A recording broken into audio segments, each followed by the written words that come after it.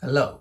In this video, well, actually, someone asked in a comment a while back how come I never talk about my own music on this channel, and well, the answer is really because not that many people are interested in my music.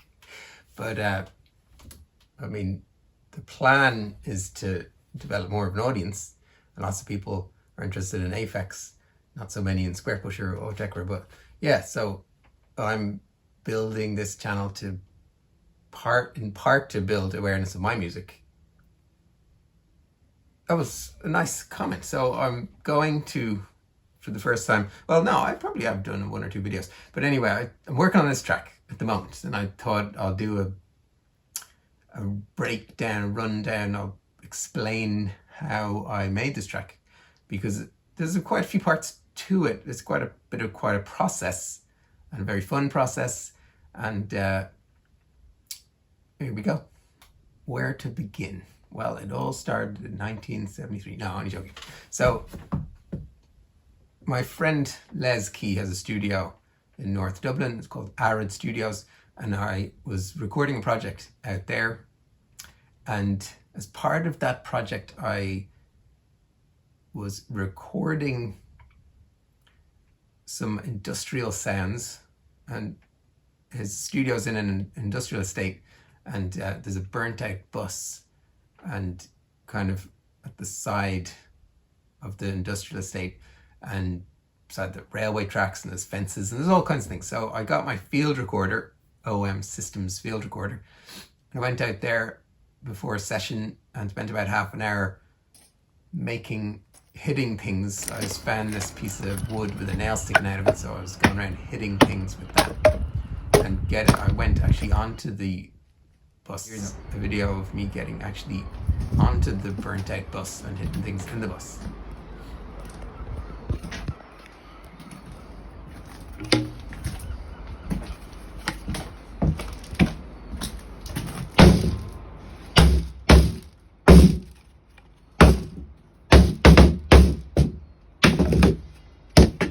So I had all these sounds. Oh yeah, and also some of the sounds I recorded in the studio with the very expensive mics and whatnot, just to see if it was any different.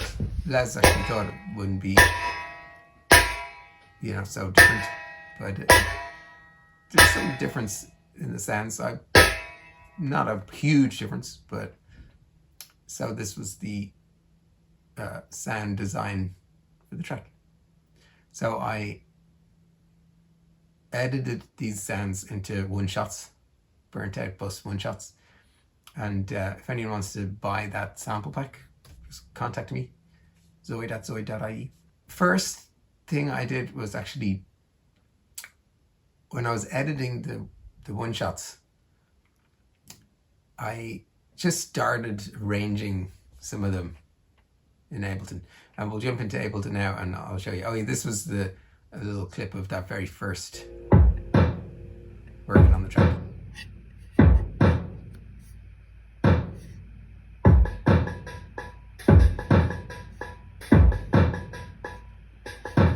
Let's jump into Ableton, and we'll see what else I did with the track. I started off with the arranging of the sounds.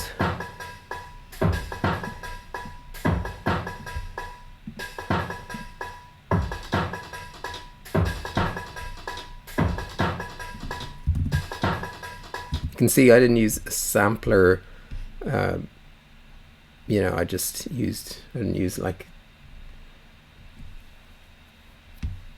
didn't put them into a sampler or drum pads or anything like that, or what's it called, the drum rack. I didn't do that. Just arranged them in the audio. I didn't even name them there. You can see they're just all called audio, whatever.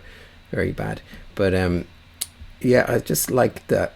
I don't know, something kind of raw and fresh when you just pop the actual audio files right into the audio tracks. So I'll show you one at a time. So that's a actual tom that I recorded in Arid on the good mics. And then you can see I put a Haas plugin on there. That's the kind of delays the left and right channel a tiny bit, and a maximizer, fab filter,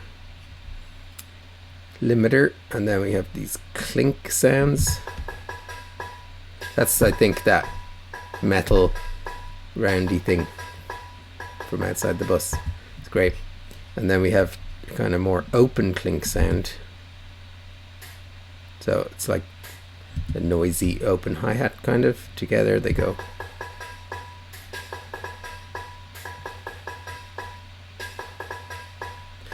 Rhythm sounds a bit weird.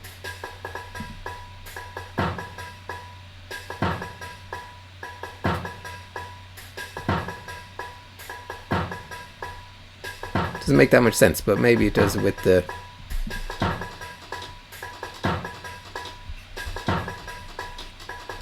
bass drum.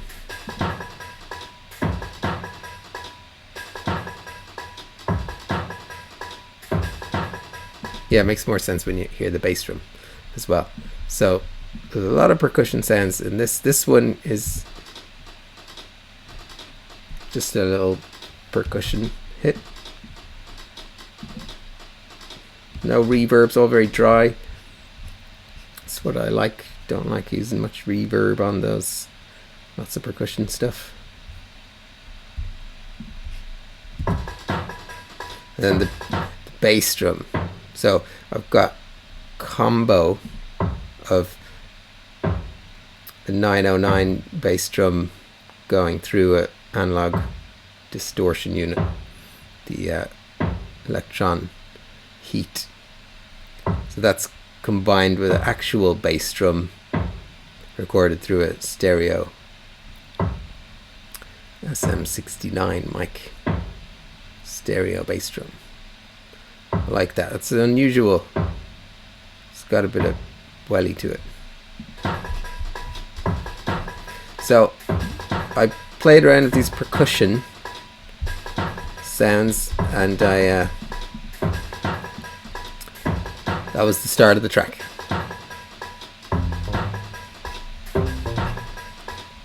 Then we introduced the bass, which I'm using Fab Filter Twin, and I separated into high and low bass. So the high bass octave above, and the low bass, which doesn't play all the notes, just a few of them, which is a lot of sub. And for extra sub on that one, I use the BX softsynth, which is great.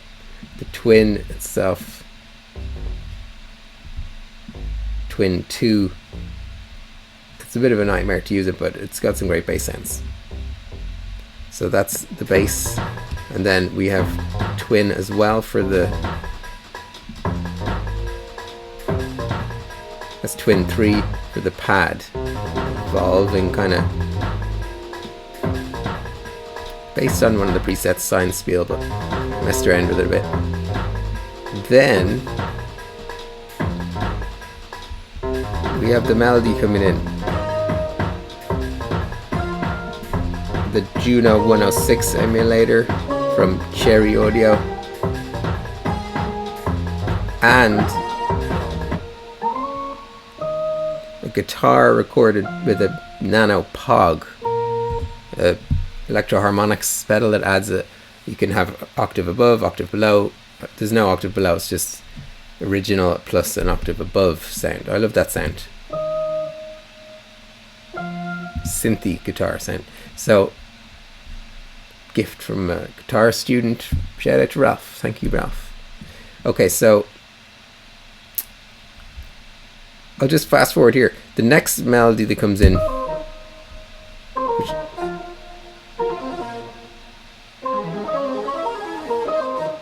now that was hard to record, so here's a little video of me recording that line.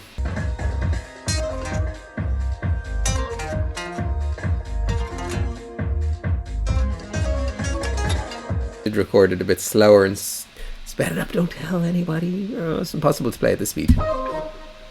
Not impossible, but I can't do it.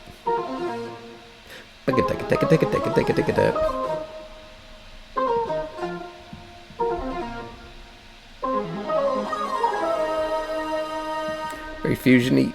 So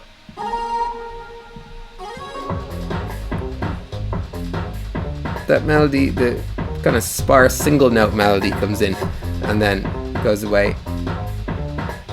You just have the bass line and beats, then the bass line beats in the pad.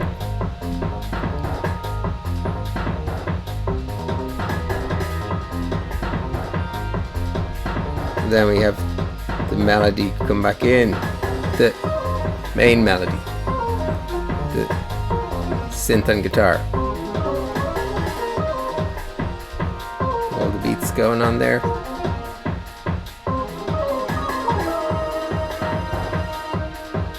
And then it seeks back into the A part melody.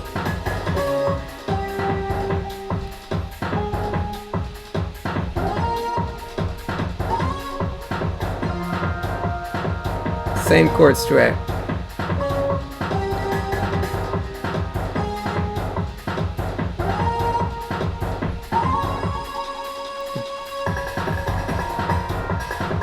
So then it gets really rhythmical then, and really rhythms take over. I'll just show you the chords first.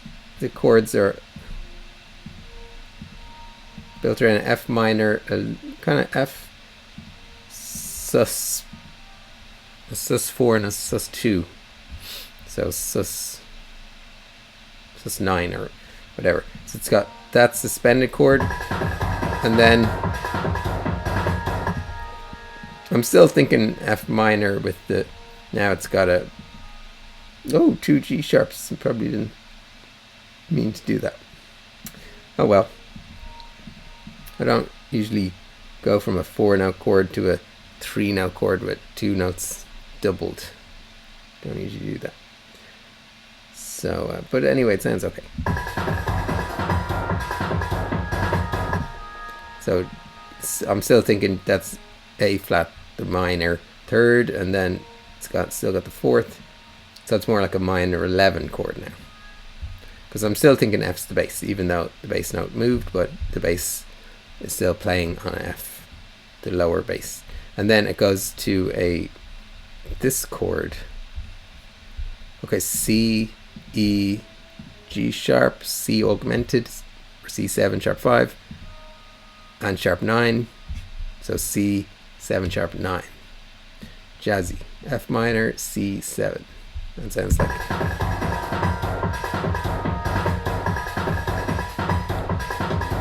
And then everything drops out except the beats, and it goes into this very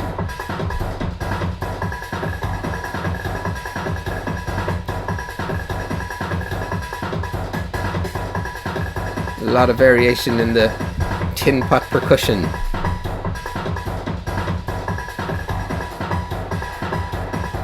I'm gonna play this track on my next gig on Saturday on a boat. It's gonna be fun.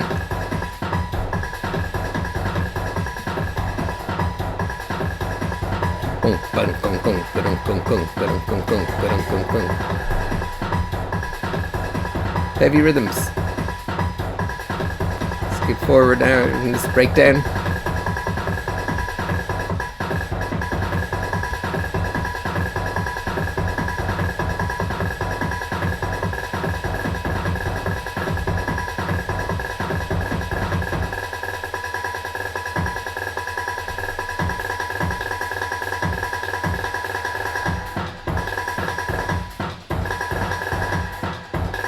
Triplets. Bass back in.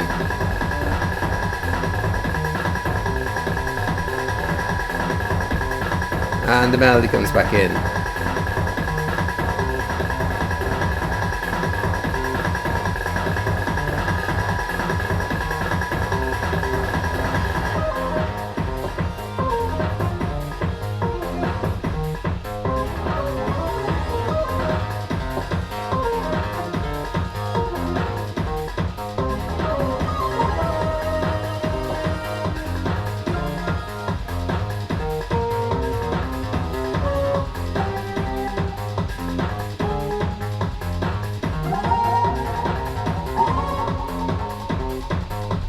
and just beats and bass line.